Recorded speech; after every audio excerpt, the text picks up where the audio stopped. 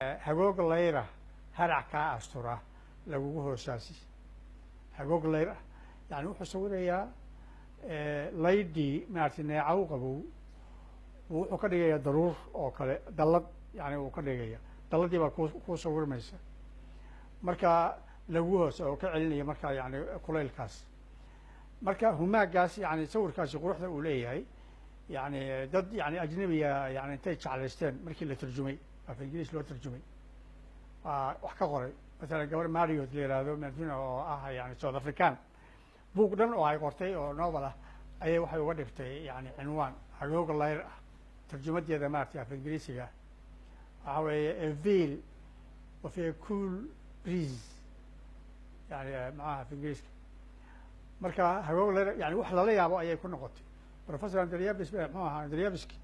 wuxuu oran jiray yani waxyaalaha uu tusaalaha usoo qaatay marka uu tilmaamayo heerka ay soomaalidu ka gaadhay hibada yani muxuu ahaa maansaynta marka taasoo kalea ka mid ahayd maaragtay muxuu ahaa waxyaalaha sugaantiisa yani muxuu aha sugaanta soomaalida heerka sare gaarsiiyey oo uu soo kordhiyey waxaa ka mid ahayd wuxuu adeegsan jiray farsamo af soomaaliga aanu ku oran karno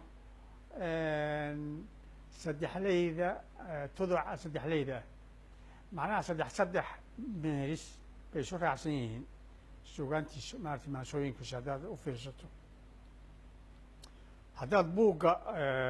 sheekh jaamac cumar ciise oo diiwaanka gabayada sayd maxamed cabdilla xasan markaad ka daalacanayso bal u fiirso waxaad arkaysaa saddex bay u kala googo-an yihiin maaragtay muxuu ahaa habka ay u qoran yihiin macnaha waxaa weeye macnihii uu ku gudbinayey ama ku sawirayey maanse kasta ayaa saddex beyd oo walba ama saddex meeris oo walba ay isbuuxinayaan oo waxay noqonayaan hal xirmo oo maaragtay waa farsamo yani muxuu ahaa aada u sarreysa oo ay yaqaaniin maaragtay yani suwayaanada waaweyn adduunka o dhan xataa af ingiriiska waxaa lagu yidhahaa tripletes yani saddexley weye macnaha bay ka dhigan tahay marka tusaale waxaa ah masalan marka saddexdaas meeris kan hore wuxuu ku bilaabayaa wixii uu rabay inuu sheego gogoldhigoodii uu qofka kusoo yani si usoo jiito kan ku xigana yani wuxuu taabanayaa meeshuu usii socdo kan saddexaadna meeshiibuu toos yani u abaaraya marka wax isbuuxiyaa soo baxaya tusaale waxaa ah gabayga jiinleyda la yidhaahdo oo maaragtay muxuu ahaa maya gabaygii cofil maaragtay markii uu dilay la yidhaahdo muxuu ahaa cofil ku magacaaban wuxuu leeyahay adaa cofil oo jiitay oon dunida joogayni waa meris marka halkaa waxaa laga arkayaa cofil inuu la hadlaayo oo dhintay oo maaragtay jahanamo lageeyo adaa haddaad aakhire u jahato buu leeyahay marka waxaad arkaysaa inuu la ballamayo buu halkaas maaragtay muxuu ahaa la dardaarmayo buu halkaasna maaragtay ku dareensiinaya wixii sidii eebahay kuu jirrabay mari jawaabteeda halkaasna wuxuu ku sheegay wixii o dhan ujeedadii o dhan buu maaragtay muxuu ahaa meeriska saddexaadna uu maaragtay yani kugu taabsiinayaa toos marka farsamadaasuu lahaa masalan oo maaragtay u adeegsanay marka yani aad bay u tira badan yihiin yani waktigaan hadda noo ogoleyn inaan muxuu ahaa laakiin intaas waxaan tusaale uga soo qaadan karaa